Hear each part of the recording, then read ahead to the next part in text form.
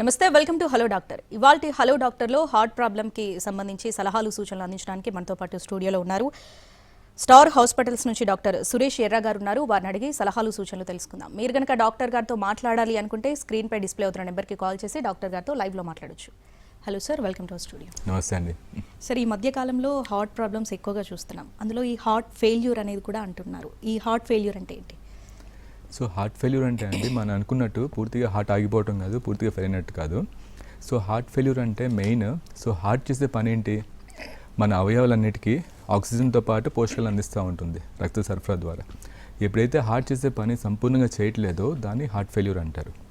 So ఇలా heart failure అనేది మెయిన్గా 2 రకాలు ఉందండి. ఒకటేంటంటే సిస్టోలిక్ హార్ట్ ఫెయిల్యూర్, అంటే సరిగా పంపింగ్ చేయలేకపోవటం. సో అది మనకి 2D ఎకోలో ఈఎఫ్ ఎజెక్షన్ ఫ్రాక్షన్ అని తెలుస్తూ ఉంటుంది. సో సగటున నార్మల్ మనిషికి ఏంటంటే 65 to 70% ఈఎఫ్ ఉండాలి. అది ఎప్పుడైతే తగ్గుతుందో దాన్ని సిస్టోలిక్ హార్ట్ ఫెయిల్యూర్ అంటారు. అలానే 2 కేటగిరీ చూసుకుంటే కనుక diastolic heart failure. So age పెరుగుతున్న కొద్దీ సో హార్ట్ కండరం చాలా స్టిఫ్గా అవుతుంది. సో దానివల్ల కానీ బీపీ, షుగర్, ఇతరతర కారణాల వల్ల కానీ సో హార్ట్ బాగా స్టిఫ్గా ఉన్నప్పుడు హార్ట్ గుండె ఛాంబర్స్లో ప్రెషర్ ఎక్కువ ఉంటుంది. సో దాన్ని డయాస్టోలిక్ హార్ట్ ఫెయిల్యూర్ అంటారు. సో ఇలా మెయిన్గా హార్ట్ ఫెయిల్యూర్ 2 రకాలు ఉంటుంది. సో పూర్తిగా ఫెయిల్ అయినట్టు కాదండి, కానీ మనిషి ఏంటంటే పూర్తిగా ఎఫెక్టివ్గా హార్ట్ పనిచేయలేకపోవటాన్ని హార్ట్ ఫెయిల్యూర్ అంటారు. ఓకే సార్, అంటే ఈ రావడానికి రీజన్స్ ఏంటంటారు ఈ హార్ట్ ఫెయిల్యూర్ కావడానికి? సో హార్ట్ ఫెయిల్యూర్ రావడానికి ముఖ్య కారణాలుగా నేను చూసుకున్నట్టయితే, సో ఇండియాలో 60 to 70% మందికి హార్ట్ ఫెయిల్యూర్ ఎందుకు వస్తుందంటే హార్ట్ అటాక్ వల్ల. సో రక్త సరఫరా, గుండెకి రక్త సరఫరా ఆగిపోయినప్పుడు సో గుండెకి రక్తనాళాలు అంటే కొర్నరీ ఆర్టరీస్ అంటారు. సో వాటిలో బూటికలు ఏర్పడటం వల్ల సో అక్కడ హార్ట్ కండరం అనేది బాగా వీక్ అవుతుంది. సో దానివల్ల హార్ట్ వీక్ అయ్యే ఛాన్స్ ఎక్కువ ఉంటుంది. ఇది ప్రథమైన కారణం అని చెప్పుకోవచ్చు. సో ఇండియాలో 60 to 70% కారణాలు హార్ట్ అటాక్ వల్ల హార్ట్ ఫెయిల్యూర్ అవుతుంది. అలాగే వేరే కారణాలు చూసుకునేటట్టయితే కనుక హార్ట్లో వాల్వ్స్ ఉంటాయి. సో వాల్వ్స్ బ్లాకేజ్ కానీ వాల్వ్స్ కానీ లీక్ అవటం వల్ల కానీ సో వాల్వ్స్ హార్ట్ ఫెయిల్యూర్ అయ్యే రిస్క్ ఎక్కువ ఉంటుంది. సో ఇది సెకండ్ కారణం. అలానే 3rd కేటగిరీ చూసుకుంటే కనుక హార్ట్ కండరం బాగా వీక్గా ఉంటాం. సో వాటిని కార్డియోమైపతీస్ అంటారు. సో ఎప్పుడైతే హార్ట్ కండరం బలహీనపడుతుందో దానివల్ల కూడా హార్ట్ ఫెయిల్యూర్ వచ్చే లక్షణాలు ఉంటాయి. సో అలానే 4th కేటగిరీ చూసుకుంటే కనుక చిన్నపిల్లల్లో పుట్టుకతో లోపాలు ఉన్నప్పుడు సో గుండెలో హోల్ ఉండటం వల్ల కానీ దానివల్ల బ్లడ్ ఫ్లో రీసర్క్యులేట్ అవడం వల్ల కానీ హార్ట్ ఫెయిల్యూర్ అయ్యే రిస్క్ ఉంటుంది. సో ఇవి పుట్టుకతో వచ్చే కారణాల వల్ల కొంతమంది హార్ట్ ఫెయిల్యూర్ అవుతారు. సేమ్ అలానే 5వ కేటగిరీ చూసుకున్నట్టయితే కనుక కొంతమందికి లయ సమస్యలు ఉంటాయి. సో అరిథ్మియాస్ అంటారు. సో కింద పై ఛాంబర్ నుంచి కానీ కింద ఛాంబర్ నుంచి కానీ సో లయ సమస్యల వల్ల కూడా హార్ట్ వీక్ అయ్యే ఛాన్స్ ఉంటుంది. వీటిని అరిథ్మియా ఇండ్యూస్డ్ కార్డియోమైపతీ అంటారు. సో ఇవి మెయిన్ కారణాలని మనం చెప్పుకోవచ్చు. అలానే ఇంకొక కేటగిరీ ఏంటంటే మన అలవాట్ల వల్ల, స్మోకింగ్, ఆల్కహాల్ వల్ల కూడా హార్ట్ కండరం బాగా వీక్ అవుతుంది. సో ఇవేంటంటే రివర్సిబుల్ కాజెస్. సో ఆల్కహాల్, మనం వాడే డ్రగ్ అబ్యూస్, సో హానికరమైన కెమికల్స్ వల్ల కూడా హార్ట్ వీక్ అయ్యే ఛాన్స్ ఉంటుంది. ఓకే, ఈ హార్ట్ ఫెయిల్యూర్లో మనకి సాధారణంగా వచ్చే లక్షణాలు ఏంటి సార్? సో హార్ట్ ఫెయిల్యూర్ చూసుకునేది కనుక ముఖ్య లక్షణం ఏంటంటే ఆయాస పడుతూ ఉంటారు. సో ఒక 100 మీటర్లు నడిచినా కానీ ఒక 4-5 మెట్లు ఎక్కినా కానీ ఆయాస పడుతూ ఉంటారు. ఇది ముఖ్య లక్షణం అండి. దీంతోపాటు ఏంటంటే కాళ్ళ వాపులు. సో మనం చూసుకునేటది కనుక అరికాళ్ళల్లో నుంచి మోకాళ్ళ దాకా కాళ్ళ వాపులు పెరిగిపోతూ ఉంటాయి. పొట్ట ఉబ్బరం, ఆకలి లేకపోవటం, అంతే. దాంతోపాటు పనుకున్నప్పుడు ఏంటంటే ఆయాస పడుతూ ఉంటారు. సో ఫ్లాట్గా పనుకోలేని పరిస్థితి. వీళ్ళు ఏంటంటే వాళ్ళు వాడే 1 బిలో కంటే ఎక్స్ట్రాగా 2-3 దిండ్లో పెట్టుకొని పనుకోవాల్సి వస్తుంది. కొంతమంది మంచం మీద బదులు సోఫాలో కానీ కుర్చీలో కానీ కూర్చొని పనుకుంటూ ఉంటారు. దీంతోపాటు సడన్గా బరువు పెరగటం, ఒక 5 నుంచి 10 కేజీలు బరువు పెరగటం, ఇదేంటంటే హెల్తీ వెయిట్ కాదండి. ఇదంతా ఏంటంటే వాటర్ చేరిపోయి బాడీలో వెయిట్ గెయిన్ అవుతూ ఉంటారు. ఇవి ముఖ్య లక్షణాలు అని చెప్పుకోవచ్చు మనం. ఓకే, ఈ హార్ట్ ఫెయిల్యూర్ అనేది క్యూర్ అవుతుందా సార్? సో హార్ట్ ఫెయిల్యూర్ అనేది మనం ఎఫెక్టివ్గా మేనేజ్ చేయవచ్చు అండి. సో టైమ్లీ డాక్టర్స్ సంప్రదించి ఎఫెక్టివ్ మెడికేషన్స్ ఉన్నాయండి. సో మెడిసిన్స్తో పాటు కొన్ని వేరే డివైస్ థెరపీస్ అని, అడ్వాన్స్ థెరపీస్ అని ఉన్నాయి. సో వీటితో ఎఫెక్టివ్గా మనం మేనేజ్ చేసుకోగలం. ఓకే, మీరు ఇందాక కేటగిరీస్ చెప్పారు కదా హార్ట్ ఫెయిల్యూర్కి సంబంధించి, ఎవరు ఎక్కువగా రిస్క్లో ఉంటారంటే ఏం చెప్తారు? So both men and women అండి, ఆడవారు మగవారిలో ఈక్వల్గా ఈ హార్ట్ ఫెయిల్యూర్ రిస్క్ ఉంటుంది. విమెన్లో కనుక ఏంటంటే మెనోపాస్కి ముందు దాకా రిస్క్ కొంతవరకు తక్కువ ఉంటుంది. ఎందుకంటే వాళ్ళలో బ్లాకేజ్ వచ్చే రిస్క్ మగవారితో పోల్చుకుంటే కొంత తక్కువ ఉంటుంది. కానీ మెనోపాస్ అయిన తర్వాత రిస్క్ మగవారితో పాటు ఈక్వల్గా ఉంటుంది. కాబట్టి బోత్ మగవారు ఆడవారు ఈక్వల్గా సమానంగా హార్ట్ ఫెయిల్యూర్ రిస్క్న పడుతుంటారండి. ఏజ్ ఫ్యాక్టర్ ఏమైనా ఉంటుందా సార్? సో ఎస్పెషల్లీ ఏంటంటే 60 ఏళ్ళు దాటిన వాళ్ళలో ఈ రిస్క్ ఎక్కువ ఉంటుంది. Compare to younger people. Okay, ఈ హార్ట్ ఫెయిల్యూర్కి హార్ట్ అటాక్కి డిఫరెన్స్ ఏంటి? సో హార్ట్ ఫెయిల్యూర్ అంటే హార్ట్ సరిగా ఎఫెక్టివ్గా పనిచేయకపోవటం. అదే హార్ట్ అటాక్ అంటే ఏంటంటే గుండెకి రక్త సరఫరా చేసే రక్తనాళాల్లో బూడికలు ఏర్పడి లేదా రక్త సరఫరా సడన్గా ఆగిపోతే దాన్ని హార్ట్ అటాక్ అంటారు. సో హార్ట్ ఫెయిల్యూర్ అనేది హార్ట్ అటాక్ తర్వాత వచ్చే complication heart failure. So heart attack వచ్చినప్పుడు ఏంటంటే ఇమీడియట్గా డాక్టర్ దగ్గరికి వెళ్ళిపోయి సో యాంజియోగ్రామ్ చేసి ఆ బ్లాక్ని క్లియర్ చేస్తూ ఉంటారు. స్టంట్ పెడతాం కానీ లేదా సర్జరీ చేయటం వల్ల కానీ బ్లాక్ క్లియర్ చేస్తే దాన్ని heart attack treatment. Heart failure treatment ఏంటంటే లైఫ్ లాంగ్ ట్రీట్మెంట్ ఉంటుంది.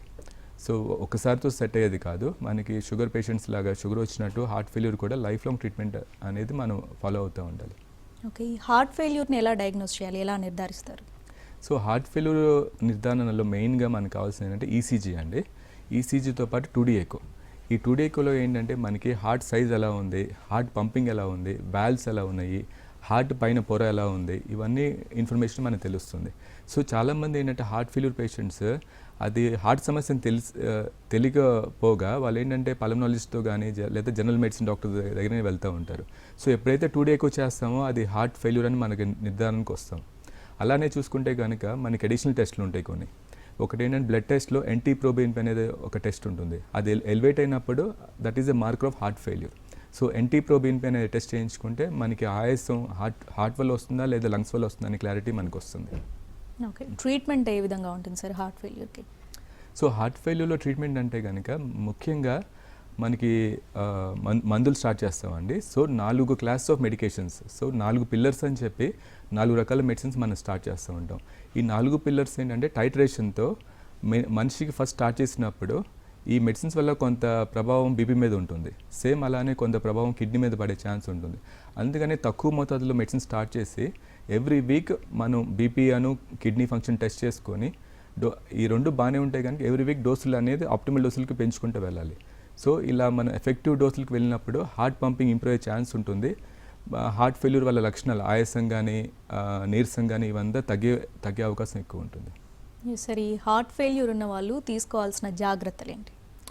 సో హార్ట్ ఫెయిల్యూర్ ఉన్నవారు సో మెడిసిన్స్తో పాటు ముఖ్యంగా ఏంటంటే లైఫ్ స్టైల్ మాడిఫికేషన్ చాలా ఇంపార్టెంట్ అండి. ఈ లైఫ్ స్టైల్ మాడిఫికేషన్స్తో మెయిన్ ఏంటంటే డైట్లో సాల్ట్ బాగా తక్కువ తీసుకోవాలి. సో రోజున సగటుకి 2.5 gram of salt intake. So 2.5 గ్రాముల కంటే లోపే తీసుకోవాలి. సో 3 పూట్ల లిటర్లో చెప్పాలంటే 3 స్టికెట్ల కంటే ఎక్కువ తీసుకోకూడదు ఫుడ్లో. అలానే వాటర్ ఇంటేక్ కూడా లిమిట్ చేసుకోవాలి. సో కిడ్నీ పేషెంట్స్లో లాగే హార్ట్ ఫెయిల్యూర్ పేషెంట్స్ కూడా వాటర్ ఇంటేక్ 1.5 లీటర్ కంటే లోపే తీసుకోవాలి. ప్లస్ దీంతో పాటు ఏంటంటే మెయిన్ డైలీ బరువు చెక్ చేసుకోవాలి వీరు. సో సడన్గా వెయిట్ గెయిన్ అంటే రోజుకి 1 kg వెయిట్ పెరిగినా కానీ లేదా వారానికి 2.5 kilos వెయిట్ పెరిగినా కానీ వీళ్ళు వాడే మెడిసిన్స్తో కొంచెం అడ్జస్ట్ చేసుకుంటూ ఉండాలి. సో ఈ హార్ట్ ఫెయిల్యూర్లో ఏంటంటే మనకి నీరు చేరే ప్రభావం ఎక్కువ ఉంటుంది. సో నీరు చేరకుండా ఎలా తెలుస్తుంది మనకి? డైలీ మనం బరువు చెక్ చేసుకుంటే ఆ బరువు మనం స్టేబుల్గా మెయింటైన్ చేస్తున్నావా లేదా సడన్గా వెయిట్ గెయిన్ అవుతున్నావా తెలుస్తుంది. సో ఇవన్నీ ముఖ్యంగా మనం పాటించాల్సిందేవండి. వీటితో పాటు ఏంటంటే protein intake. So protein intake బాగా తీసుకోవాలి. హార్ట్ ఫెయిల్యూర్లో ఏంటంటే మిగతా ఆర్గన్స్ కూడా బాగా వీక్ అయిపోతూ ఉంటాయి. మనిషి బాగా వీక్ అయిపోతూ ఉంటారు. సో ప్రోటీన్ ఇంటేక్ అనేది చాలా ఇంపార్టెంట్. దీంతో పాటు ఏంటంటే కొంచెం ఎక్సర్సైజ్ కూడా చేయాలి. సో చాలామంది ఏంటంటే హార్ట్ ఫెయిల్యూర్ అనగానే బెడ్ మీద పనుకోమని చెప్తారు, రూమ్లో నుంచి బయటికి రావద్దని చెప్తారు. కానీ అది రాంగ్ అండి. సో కార్డియాక్ రీహాబ్ అని స్లోగా మనం ఎక్సర్సైజ్ అంటే వాకింగ్తో స్టార్ట్ చేసి కొంచెం ఎక్సర్సైజ్ చేసినా కూడా మన హార్ట్ పంపింగ్ ఇంప్రూవ్ అయ్యే ఛాన్స్ ఎక్కువ ఉంటుంది. సో ఇవన్నీ మన లైఫ్ స్టైల్ చేంజెస్ అనేది మెడిసిన్స్ కంటే ఈక్వల్లీ అండ్ ఎఫెక్టివ్గా చాలా ఇంపార్టెంట్ అండి హార్ట్ ఫెయిల్యూర్ పేషెంట్స్లో. ఓకే, ఈ ప్రాబ్లం ఉన్న వాళ్ళ లైఫ్ ఎలా ఉంటుంది సార్? హార్ట్ ఫెయిల్యూర్ ఉన్న వాళ్ళ అదండి, మెడిసిన్స్ వాడకపోతే సగటున వీరు 9 నెలల నుంచి 2-3 ఏళ్లలో చనిపోతూ ఉంటారు. సగటున 50% మంది.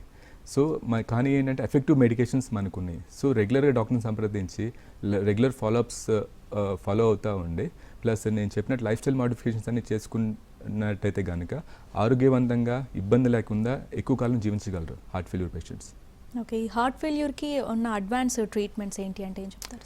So advance therapies for heart failure అంటే అండి ఒకటేంటంటే హార్ట్ ఫెయిల్యూర్ 4 కేటగిరీస్ కింద డివైడ్ చేస్తాం. 4 stages. So stage A, stage B, stage C, stage D. మన క్యాన్సర్లో 4 స్టేజెస్ లాగా హార్ట్ ఫెయిల్యూర్ కూడా 4 స్టేజెస్ అండి. సో స్టేజ్ D అంటే 4th స్టేజ్. సో అదేంటంటే ఎప్పుడైతే మందులు పనిచేయవో మనకి వాళ్ళని స్టేజ్ D హార్ట్ ఫెయిల్యూర్ అంటాం. సో వీళ్ళలో ఏంటంటే కొన్ని కేటగిరీ ఆఫ్ పేషెంట్స్లో మనం డివైస్ థెరపీ అనేది సజెస్ట్ చేస్తాం. సో ఐసీడీ కానీ సిఆర్టీడి కానీ డివైస్ అంటే పేస్ మేకర్ థెరపీ సజెస్ట్ చేస్తూ ఉంటాం. అలానే ఇది సూటబుల్ లేని పేషెంట్స్కి ఏంటంటే stage 4 stage D heart failure వాళ్ళకి సో అడ్వాన్స్ థెరపీస్ కింద మెయిన్ 2 ఉన్నాయండి. ఒకటి హార్ట్ ట్రాన్స్ప్లాంట్, రెండోది ఎల్వాడ్ థెరపీ అని ఎల్వి అసిస్ట్ డివైస్. సో ఈ 2 థెరపీస్ మనం ఏజ్ వైజ్ 70 లోపు ఉంటే మనం సజెస్ట్ చేయవచ్చు అడ్వాన్స్ థెరపీస్ కింద. ఓకే, ఈ హార్ట్ ఫెయిల్యూర్ని మనం ఎలా నివారించాలంటారు? హార్ట్ ఫెయిల్యూర్ నివారణ అంటే so early diagnosis plus effective treatment. So మనకున్న risk factors, so heart failure కొన్ని రిస్క్ ఫ్యాక్టర్స్ ఏవైతే ఉన్నాయో బీపీ కానీ షుగర్ కానీ మన రిస్క్ ఫ్యాక్టర్స్ మన అలవాట్లు స్మోకింగ్ ఆల్కహాల్ కానీ ఇవన్నీ నియంత్రించుకొని మనకి హార్ట్లో బ్లాకేజెస్ రాకుండా daily exercise diet plus effective life style follow అయితే కనుక మనం హార్ట్ ఫెయిల్యూర్ రాకుండా మ్యాక్సిమం నివారించుకోవచ్చు. ఓకే, ఈ ప్రజెంట్ సిచ్యువేషన్స్లో సార్ ఈ మధ్యకాలంలో ఎక్కువగా చూస్తున్నాము అసలు all of sudden heart attack వచ్చి చనిపోతున్నారు చిన్నపిల్లలు కూడా ఏజ్తో సంబంధం లేకుండా.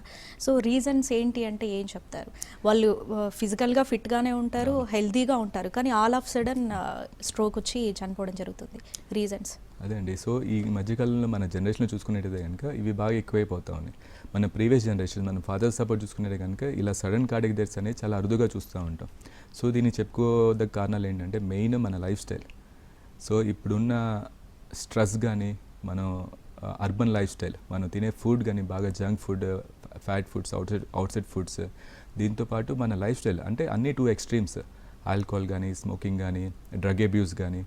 సో ఎక్సర్సైజ్ కూడా ఏంటంటే సడన్గా ఆ ముందు రోజు దాకా బాగా ఆల్కహాల్ తీసుకుంటారు, జనవరి 1 నుంచి నేను ఎక్సర్సైజ్ చేస్తాను, సో డే 1 నుంచి ఇంటెన్సివ్గా చేస్తూ ఉంటారు. అలా ఎప్పుడు చేయకూడదు.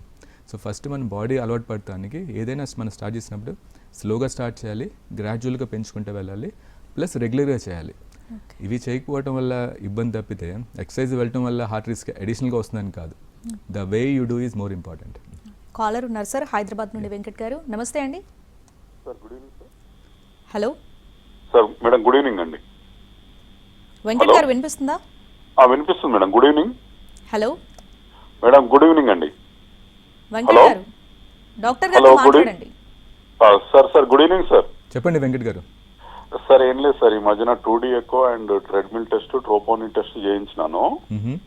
2D ఎకోలో గ్రేడ్ 1 డయాస్టాలిక్ డిస్ఫంక్షన్ అని వచ్చింది. ఓకే, దాని తర్వాత KFT కూడా చేయించినాను సార్, అన్ని నార్మల్ ఉన్నాయి. ఇది ఏమన్నా డేంజరా లేకపోతే ఎట్లా sir? So grade 1 diastolic dysfunction అండి అది ఏజ్ రిలేటెడ్ ఫైండింగ్ అండి. సో యూజువల్లీ 50 ఏళ్ళ కంటే పైబడిన మగవారిలో ఎక్కువ ఉంటుంది. అది మనం ప్రోగ్రెస్ కాకుండా చూసుకోవాలి. సో గ్రేడ్ 1 నుంచి గ్రేడ్ 2 గ్రేడ్ 3 అవ్వకుండా regular exercise good life style follow అయితే దాన్ని మనం లిమిట్ చేసుకోవచ్చు. గ్రేడ్ 1 ఇబ్బంది ఏం లేదండి. రైట్ సార్, మనం ఎటువంటి టెస్టులు చేయించుకోవాలి సార్? ఈ హార్ట్ ఫెయిల్యూర్ ఉన్న వాళ్ళు కావచ్చు, లేదంటే మనకి హార్ట్ అటాక్ ఆ సిమ్టమ్ అనేది తెలుస్తుంది కదా, ఎటువంటి టెస్టులు చేయించుకోవాలి అండి? సో మెయిన్ ఏంటంటే ఈసీజీ 2 ఎకో చేసుకుంటే మనకి బేసిక్గా హార్ట్ ఎలా ఉందో తెలుస్తుంది. ఆ 2 బాగానే ఉంటే కనుక అక్కడితో ఆగకుండా ట్రెడ్మిల్ టెస్ట్ చేసుకుంటే స్ట్రెస్కి మన హార్ట్ ఎలా రెస్పాండ్ అవుతుందో తెలుస్తుంది. సో మనం ఎక్సర్సైజ్ చేసినప్పుడు హార్ట్ ఎక్సర్సైజ్ స్ట్రెస్ని తీసుకుంటుందో లేదో తెలుస్తుంది. ఈ మూడిటితో పాటు NT-proBNP అనే టెస్ట్ ఉంటుంది. So that is the marker of heart failure. So ఆ లెవెల్స్ ఎక్కువ ఉన్నా కూడా మనకి హార్ట్లో స్ట్రెస్ ఎక్కువ ఉందని తెలుస్తూ ఉంటుంది. సో ఇవన్నీ అయిన తర్వాత హార్ట్లో బ్లాకేజెస్ ఉన్నాయో లేదా తెలుసుకోవడానికి కొన్నరీ యాంజియోగ్రామ్ అంటారు. సో మనకి రిస్క్ ఫ్యాక్టర్స్ ఉన్నా, కొంచెం TMTలో డౌట్స్ ఉన్నా, లేకపోతే మన చెస్ట్ పెయిన్ వస్తూ ఉన్నా, ఎగ్జర్షన్ అంటే మెట్లు ఎక్కినప్పుడు ఆయాసం ఉన్నా, ఛాతీ నొప్పి వస్తూ ఉన్నా, బ్లాక్స్ ఉన్నాయో లేదో తెలుసుకోవడానికి కొన్నరీ యాంజియోగ్రామ్ టెస్ట్ చేయించుకుంటే ఇవి మేజర్ టెస్ట్లు అని మనం చెప్పుకోవచ్చు.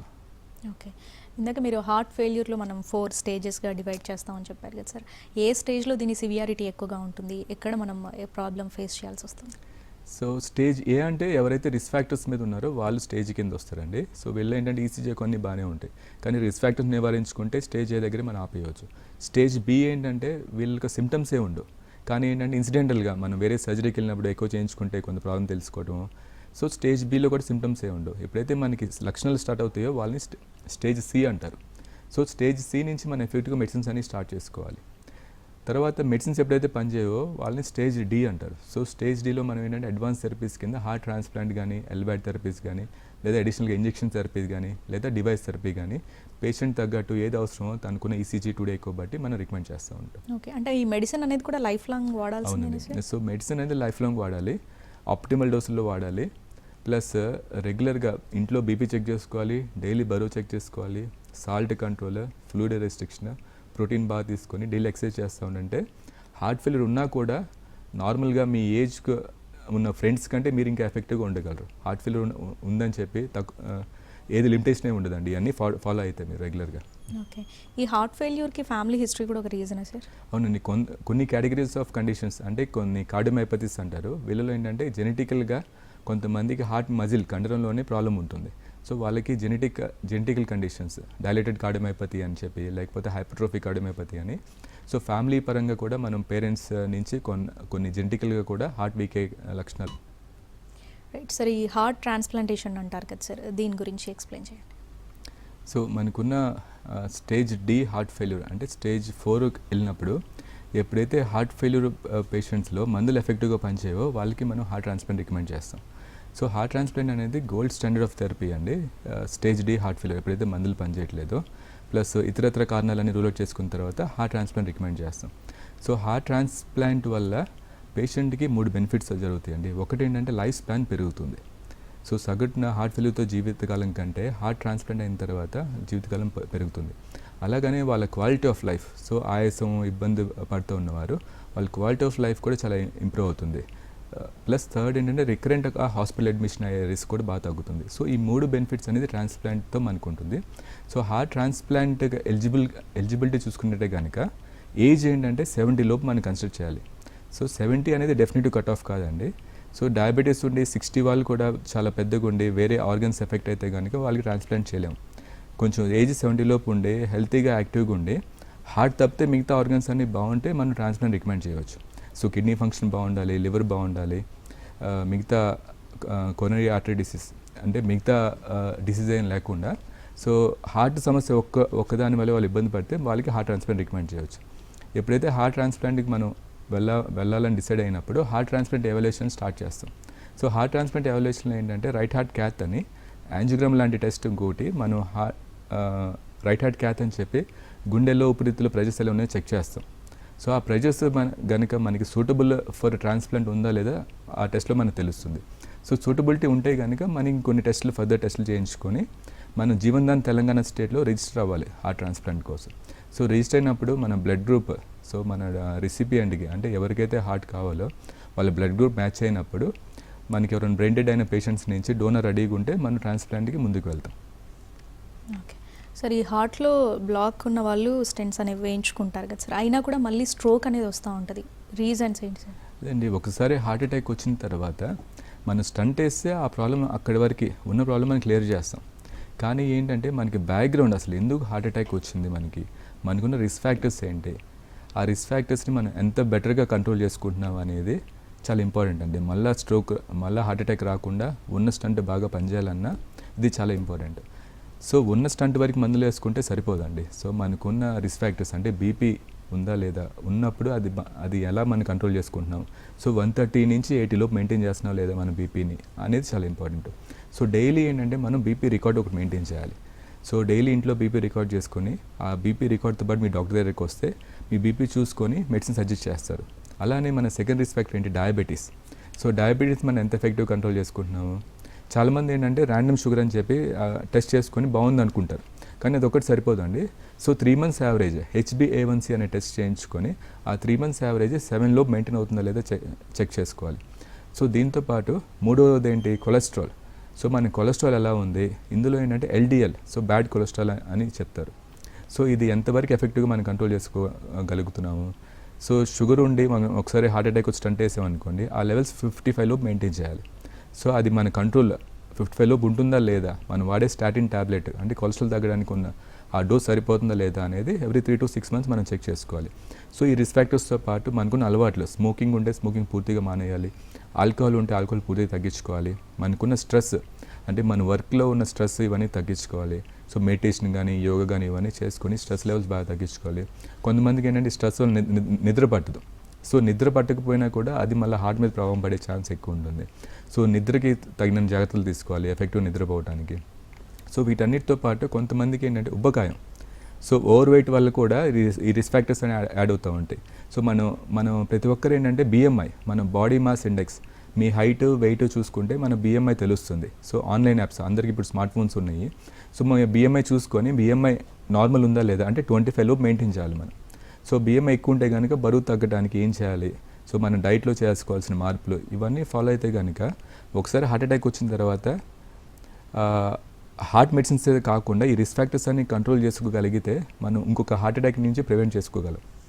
కాలర్ ఉన్నారు సార్, కాకినాడ నుండి సీతారామరాజు గారు. నమస్తే అండి, డాక్టర్ గారు ఉన్నారు, మాట్లాడండి. మేడం నమస్తే అండి. నమస్తే అండి, చెప్పండి సార్. నమస్తే సార్, కాకినాడ నుంచి మాట్లాడుతున్నానండి. నాకు HCM ఉందండి. Okay sir. ఆల్రెడీ నాకు ICD ఇంప్లాంటేషన్ అయింది, ICD cum pacemaker. Okay sir. 6 years అయిందండి నాకు వచ్చేసి ఇంప్లాంటేషన్ అయ్యి. 2-3 షాక్లు వచ్చినాయి. ఇప్పుడు మందులు వాడుతున్నాను. దానివల్ల కొత్తగా వచ్చిన ప్రాబ్లం ఏంటంటే మిస్ బీట్ వస్తుందండి. హార్ట్ మిస్ బీట్ వస్తుంది, మధ్యలో పల్స్ గ్యాప్ వచ్చి మళ్ళీ వచ్చి అలా వస్తుంది. డాక్టర్ ఏమంటారంటే పర్వాలేదు దానికంటున్నారు, కానీ నేను సఫర్ అవుతున్నాను దానివల్ల. అది నాకు చెస్ట్ కి స్టమక్ కి మధ్యలో వైబ్రేట్ అయినట్టు తెలియటం నాకు. ఓకే, అలాగా సఫర్ అవుతున్నాను అన్నమాట. నా మిస్ బీట్ వస్తుంది, రోజు 2-3 days వస్తుంది అలాగే. సో మీరు లాస్ట్ టైం 2D ఎకో ఎప్పుడు చేయించారండి? 2D ఎకో చేశారండి, ఒక 3 months 4 months అవుతుందేమో. అప్పుడు అబ్స్ట్రక్షన్ ఉందండి HCMలో? ఏం లేదన్నారండి, బాగానే ఉందన్నారు. దీనికి ఒక మెడిసిన్ పెట్టారు నాకేంటంటే మెక్సోహార్ అవుట్ అండి. ఓకే, మెక్సోహార్ అవుట్ అని ఇంకో మెడిసిన్ రెండు టాబ్లెట్స్ పెట్టారండి. ఇది మిస్ బీట్ తగ్గుతుందని. అదేమో తగ్గట్లేదు, మెడిసిన్ వాడినా కానీ తగ్గట్లేదు అన్నమాట. అది ఒకసారి డివైస్ ఇంట్రోగేషన్ చేసుకొని ఆ ప్రాబ్లం ఎక్కడ వస్తుందో, అంటే మీకు వచ్చిన షాక్ అప్రోప్రియేట్ షాకా ఇన్అప్రోప్రియేట్ షాకా చూసుకొని మెడిసిన్ సజెస్ట్ చేసుకుంటే కొంతవరకు బెనిఫిట్ ఉంటుందండి. దాంతోపాటు కార్డియక్ రీహాబ్ అనే ఎక్సర్సైజ్ కూడా చాలా ఇంపార్టెంట్. స్లోగా ఎక్సర్సైజ్ చేసుకొని కొంచెం హార్ట్ స్ట్రెంథనింగ్ ఇంప్రూవ్ చేసుకునే అవకాశం ఉంటుంది. రైట్ సార్, చాలామంది కూడా ఈ మెడిసిన్స్ అనేవి సరిగ్గా వాడరు. ఒక్కరోజు స్కిప్ చేసినా పర్లేదులే, ఒక్కరోజే కదా ఏమవుద్ది అని అనుకుంటూ ఉంటారు. సో అలాంటి వాటిలో రిస్క్ ఫ్యాక్టర్స్ ఏ విధంగా ఉంటాయి? సో అది చాలా మంచి క్వశ్చన్ అండి. సో యూజువల్లీ ఏంటంటే మన ఇండియన్ పేషెంట్స్ మందులు అనేది చాలా ఎక్కువైపోయినాయి అనుకుంటారు.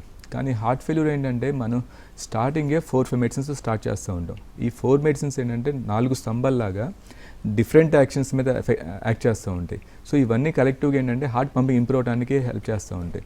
సో చాలా మట్టుకి చాలామంది ఏంటంటే ఒక 2 నెలలు వాడుకోగానే కొంచెం సిమ్టమ్స్ ఇంప్రూవ్ అయిన తర్వాత ఎప్పుడు ఆపేద్దామని చూస్తూ ఉంటారు. సో ఆపేసినప్పుడు ఏంటంటే మళ్ళీ హార్ట్ వీక్ అయ్యే రిస్క్ ఎక్కువ ఉంటుంది. సో హార్ట్ మళ్ళీ EF తగ్గిపోయినప్పుడు మళ్ళీ మెడిసిన్ స్టార్ట్ చేసిన కొన్ని సందర్భాల్లో హార్ట్ పంపింగ్ ఇంప్రూవ్ కాని పరిస్థితి. సో అందువల్ల ఏంటంటే లేటెస్ట్గా చాలా ట్రయల్స్ అమెరికాలో ఇవి చేసిన ట్రయల్స్లో కూడా ఒకసారి హార్ట్ ఫెయిల్యూర్ వస్తే ఎక్సెప్ట్ రివర్సిబుల్ కండిషన్స్ కొన్ని ఉంటాయి, అంటే ఆల్కహాల్ వల్ల కొంతమంది వీక్ అయినా లేదా అరిథ్మియాస్ వల్ల వీక్ అయినా అవి రివర్స్ అయ్యే రిస్క్ ఉంటుంది. కానీ మెజారిటీ ఇప్పుడు బ్లాకేజెస్ వల్ల హార్ట్ వీక్ అయినా లేదా కార్డియోమయోపతి వల్ల హార్ట్ వీక్ అయినా వీళ్ళందరూ లైఫ్ లాంగ్ మందులు వాడుకోవాలి. అది కూడా ఏంటంటే ఆప్టిమల్ డోసులు. సో ఏ డోస్ మనకి సెట్ అవుతుందో సైడ్ ఎఫెక్ట్ లేకుండా ఆ డోస్ ఎఫెక్టివ్ డోసులు వాడుకుంటే చాలా వరకు మన ఇబ్బంది లేకుండా ఎక్కువ కాలం జీవించగలం. ఓకే, అంటే ఈ డోసేజ్ అనేది చేంజ్ అవుతూ ఉంటుంది సార్? లేదు. సో ఈ డోస్ టైట్రేషన్ అనేది చాలా ఇంపార్టెంట్.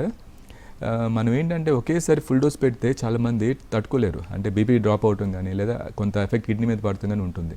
సో ఏంటంటే ఆల్వేస్ మనకి 4 to 6 weeks టైం పడుతుంది. సో తక్కువ డోసులు స్టార్ట్ చేసుకొని ఎవ్రీ వీక్ బీపీ బాగుండి కిడ్నీ టెస్ట్ బాగుంది అనుకుంటే ఎవ్రీ వీక్ డోస్ కొంచెం పెంచుకొని ఒక 4 to 6 weeks కల్లా మనం ఫుల్ డోస్కి వెళ్ళిపోవచ్చు. Right, thank you sir. మా స్టూడియోకి వచ్చే సలహాలు సూచనలు అందించినందుకు థ్యాంక్స్ అండి. ఇది ఇవాల్టి హలో డాక్టర్.